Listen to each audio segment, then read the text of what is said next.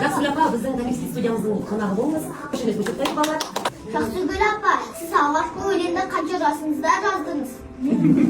Жаным, тіліңнен айналайын. Мен алғашқы өлеңімді бастауыш сыныпта оқып жүрген кезімде жаздым. Сендерден сәл үлкендеу кезімде жаздым, міне. Енді біз ауылда тұрамыз. Ауылдың жағдайы ол кезде белгілі. Бұдан 50 жыл бұрын. Көшеміз ыңғайсыз, мектепке қиналып барамыз. Жаңбыр жауса батпақ. Сол кезде жазыппын. Біздің көше батпақты, батпақсыз бір жатпақты. Тас төсеуге көшеге бастықтар тас таппақты. Жақсыгүл апа, сіз қандай кітап жазғыңыз келеді? Мен алғашқы кітабым балаларға арналып деп айтсам болады. Балдырғандар шаттығы деген кітап республика көлемінде шықты. Соны жалғастырғым келеді. Келешекте де балалар туралы жазғым келеді. Өлең жазуға не шабыт береді?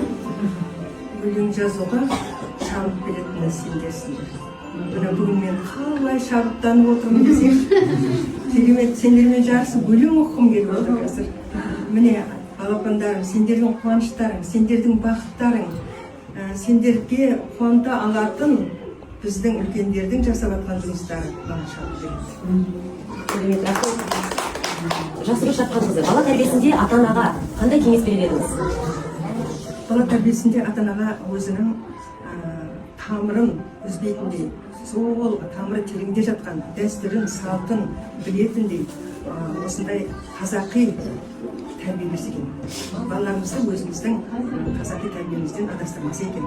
Соны үйреніп алып, сосын балалар өзін даму жолында ары қарай қосып бүкіл әлемнің жақсылығын бойларына сіңдірсе екен. Менде тағы бір сұрақ бар. Жақсыгүл апай, сізге ең көп қолдау көрсеткен кім? Маған ең көп қолдау көрсеткен өзімнің балаларым деп айтсам да. Өйткені менің ең алғашқы тыңдарманым солар, оқырмандарым да солар болды. Кітаптар жарыққа шыққанға дейін көбіне солармен бөлісіп отырдым, және немерелерім әсіресе солардың осы тәтті қылықтарының барлығы әрқайсысына өлең болып өрілген. Солар қазір өсіп.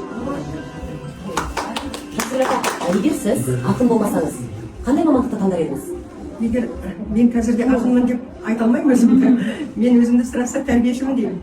Міне мен өзімнің саналуымның барлығын осындай балабақшада өткіздім, осындай балапандарды тәрбиеледім, балапандардың ауыздарына сөз сала жүріп, осындай кітаптар жазып, қазір өздеріңіз ақын деп отырсыздар, одан да қашпаймын.